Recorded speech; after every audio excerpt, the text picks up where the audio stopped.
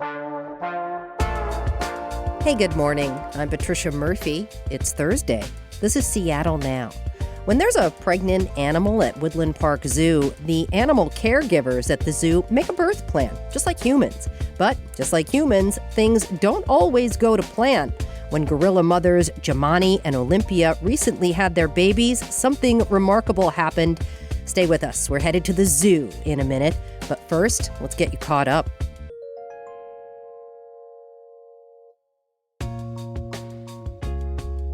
More low-income Seattleites might soon get help paying their utility bills.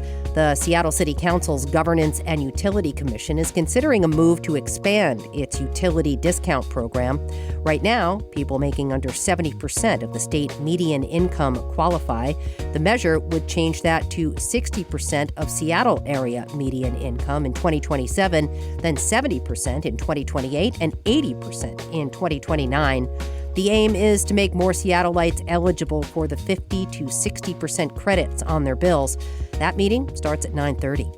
If you're still thinking about trying to get Canadian citizenship by descent, check your documents. Immigration, Refugees, and Citizenship Canada has clarified that original documentation of direct descendancy and your ancestors' Canadian citizenship are crucial to applications. Last month, it reviewed thousands of citizenship certificates citing unclear guidelines. Almost all passed that review quickly, but about 70 certificates are still outstanding. And it's the second Thursday of July, which means it's time for the Capitol Hill Art Walk.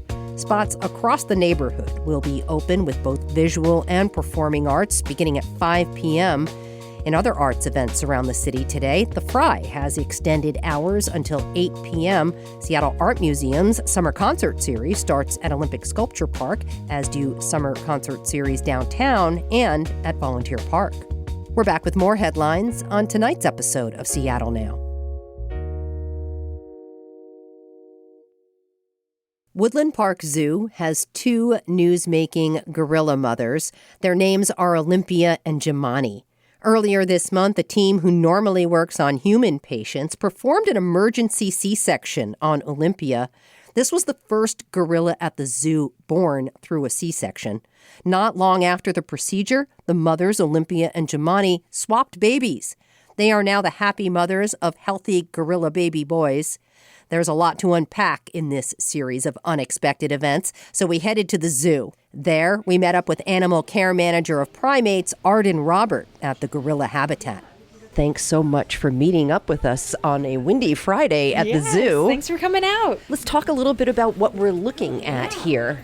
Describe our scene. So we have both of our moms. Jamani is on the right with her baby, well, Olympia's baby, but her current baby. And then Olympia is on the left. Both moms look like they are just eating, foraging. So in the mornings, we spread out forage for them. So you see rose petals was the browse of today. They really do like roses. We spread out greens, celery, snack for them. It looks like Jamani's probably done eating for the morning. Olympia, not quite yet. I did see some nursing in both of the boys earlier, which was great. But right now it looks like they're just kind of snoozing nap time in because they just got their fill of their breakfast too from nursing. So adorable. Yes, they're so adorable. Cute. Look at those little butts. They're so cute. They're just so cute. So there's a big story behind these two moms. Let's start with a little bit of their story. So I'll kind of start at the beginning. So Olympia and Jamani came to us from another facility where they had also raised babies together. They had infants about maybe a month-ish apart from each other. So these girls were used to raising kids together, and they did a great job the last time. We decided to have them have babies at the same time again. They bred. We've confirmed pregnancy via just a pregnancy test that, humans would use with the urine sample that a little Clear Blue Easy. A little Clear Blue Easy, yeah. Once we did that, we kind of sprang into action. We at the zoo do what we call birth management plans. So we have a plan of A to Z, anything that could possibly happen with any of our animals that are expectant mothers. So we had all those plans in place. We had due dates for the girls. Due dates are our best guess, but we're pretty good here at the zoo at guessing due dates for our gorillas. So May 18th was Olympia's due date, and May 24th was Jamani's due date. So we started about 2 weeks before the first due date, volunteer birth watch. So what that is our amazing volunteers will watch on our overnight cameras and call keepers if we hit any sort of threshold for impending labor. So on the night of the 17th, we get a call that our cameras were down. So keepers sprang into action, and we came in and we watched in person for signs of birth. And then I got a call at 5 a.m. on Monday, the 18th, that Jamani was having her baby. And by the time I got in to drive to the zoo, I only lived 5 minutes away. She had already had the kiddo.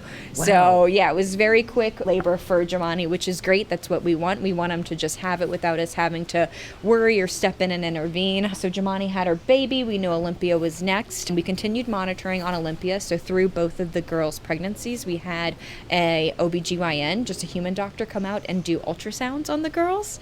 So we continued ultrasounds on Miss Olympia, and we were noticing changes in the baby's heart rate, changes in the amount of fluid that she had. So after 3 days of repeat ultrasounds, we made the decision through our medical team, doctors and vets here, and our OBGYN consultants, and of course us on the management team, decided it was time to intervene because that's what would be done in a human, and we didn't want to put Olympia in a spot where she was in any sort of distress. So we wanted to jump into action sooner rather than later. And then once we had her down at Animal Health at our hospital, we decided to move to a C-section just because she wouldn't have been able to deliver naturally even with our intervention, and we didn't want to put her in any distress or the baby in any distress. You had to do a lot of things, high touch, with these girls before they gave birth. How does that happen? How do you acclimate them to that level of interaction with a human? I will give props to their former facility because they did come with previous maternal training. So they knew how to get an ultrasound done on them. They knew how to bring a fake stuffed animal baby to the mesh, which is another thing we train in case there was something wrong with the mother. Like let's say Jamani wasn't producing the right amount of milk or something like that. We have trained them to bring up a fake baby to the mesh so we can offer supplemental bottles. So we've done that here at the zoo before. So we retrained the girls on that. It's all about trust with these animals.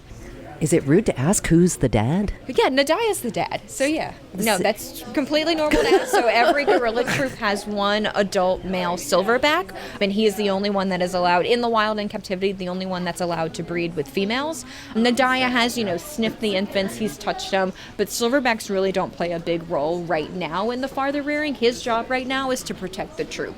So he's been sticking really close to both females just because that's his job as a silverback, is to protect those females and protect those infants from anything that could happen. Okay. Well, Jamani had her baby, but Olympia had some signs of distress, so you had to do a C-section. This was a big deal. Yes. It is. There hasn't been a lot of gorilla C-sections in history. So we only knew of one other that had happened in the United States. So we reached out again to the SSP, which is the Species Survival Plan. So they're the ones that do all the genetic matchmaking. So they say, okay, these genes are underrepresented, these animals should breed.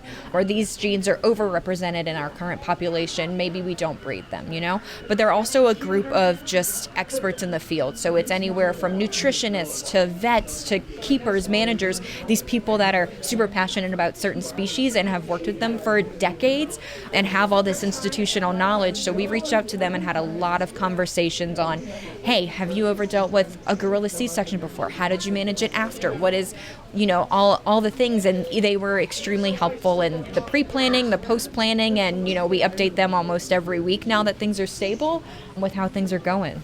Okay, how did the C-section go and what happened after that? The C-section was amazing. Our medical team here at the zoo is fantastic. The medical team that they brought in everyone just worked so cohesively together. It went so great, just start to finish. And Olympia healed beautifully. She was out of the troop for just the night to heal, but within hours of waking up, she was up and moving around, which is amazing because humans, when they have C-sections, you're kind of down and out for a while, but gorillas process pain differently than people do.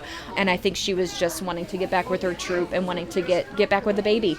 She recovered well, but she needed some time. So we had the infant gorilla, so her baby in hand. So when I say in hand, I mean in a human hand, overnight while Olympia recovered. Gorillas don't like to be separated from their silverback especially, but Olympia and Jamani are so close that Olympia she really wanted to be back with Jamani, be back with her troop, which is understandable. How did you know?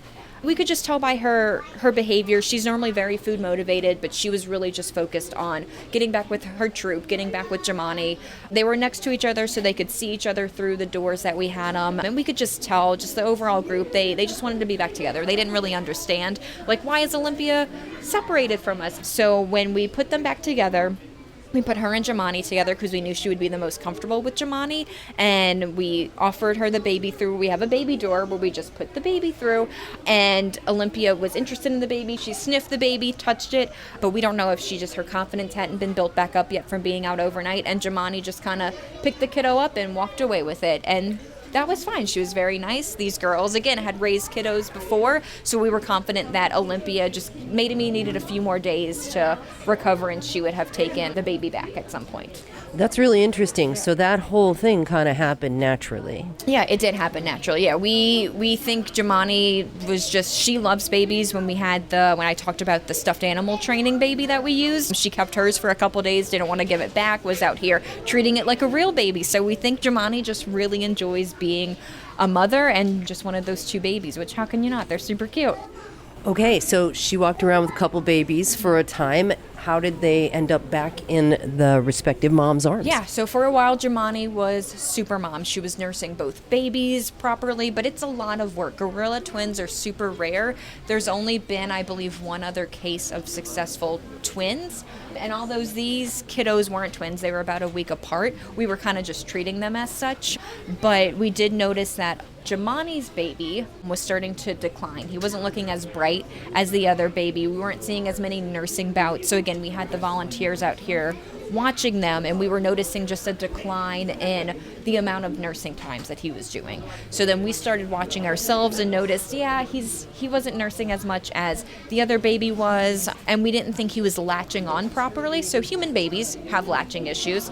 Gorilla babies can have latching issues too, but we can't bring in a lactation specialist to talk to mom about, latching. So the decision was made, again, we talked to the SSP, talked to our vet team, and the decision was made to immobilize Jamani to then get her baby back, so the one that was kind of not looking too great, get him in hand, do an assessment on him, and just see what was going on, make sure there wasn't any physical abnormalities in his mouth, and everything clinically was fine. There was no physical abnormalities, nothing that he could see that was alarming with him. He just thinks he was being outcompeted for milk, which again happens a lot in twins. Sure. So yeah, we kept that kiddo in hand with us for a few days, gave him some bottles, something clicked in his head, and he realized, oh, this is how I latch, this is how I nurse.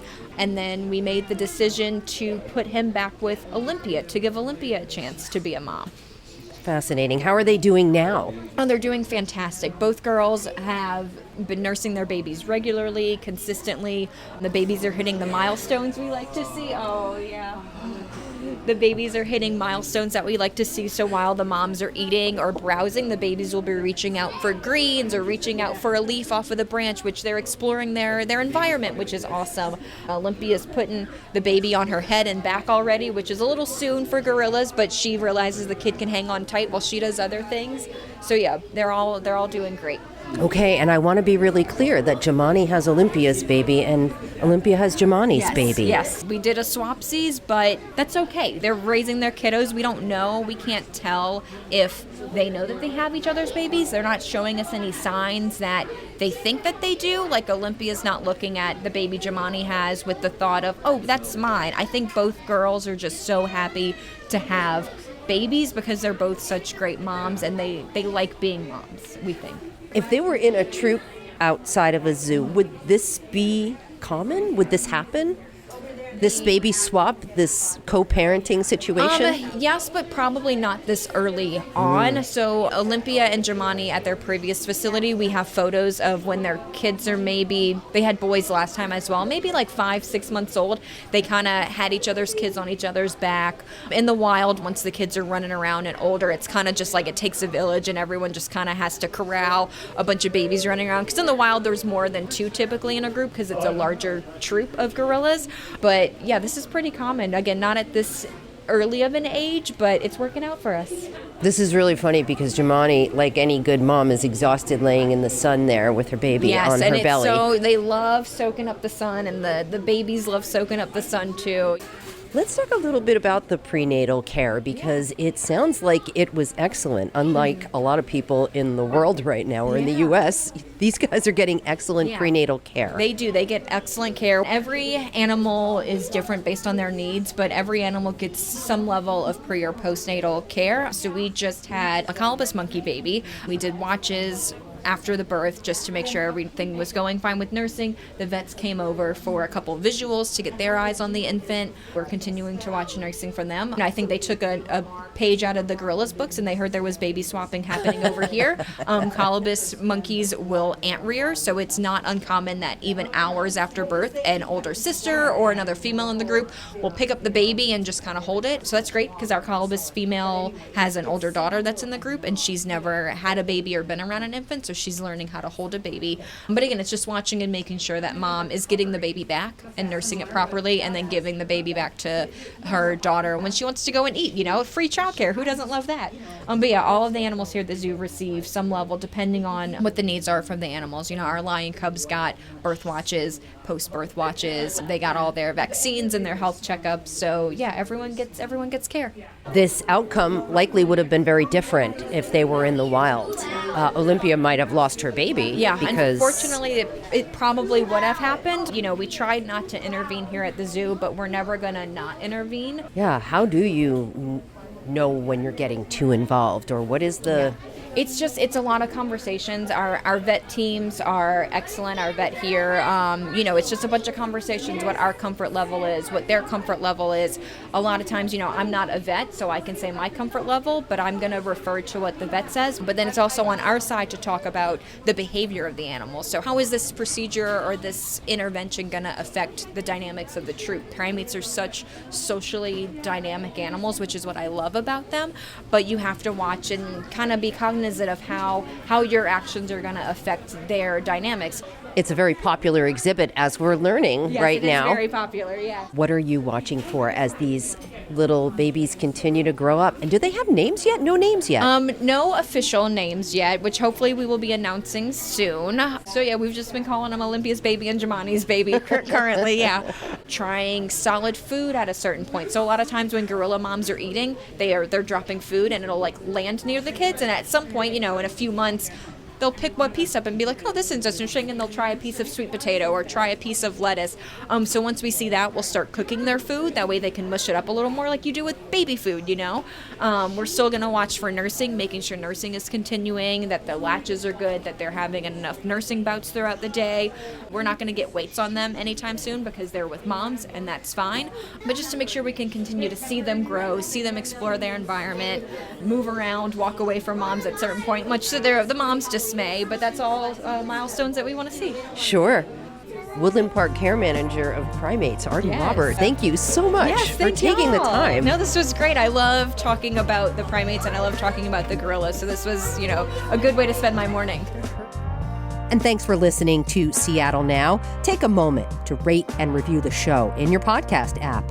Today's episode was produced by Brooklyn Jamerson Flowers. It was edited by Caroline Chamberlain Gomez. Our production team also includes Andy Hurst, Vaughn Jones, and Paige Browning. Greg Kramer does our theme music. Seattle Now and KUOW Public Radio are members of the NPR network. I'm Patricia Murphy. Talk to you tonight for Evening Headlines.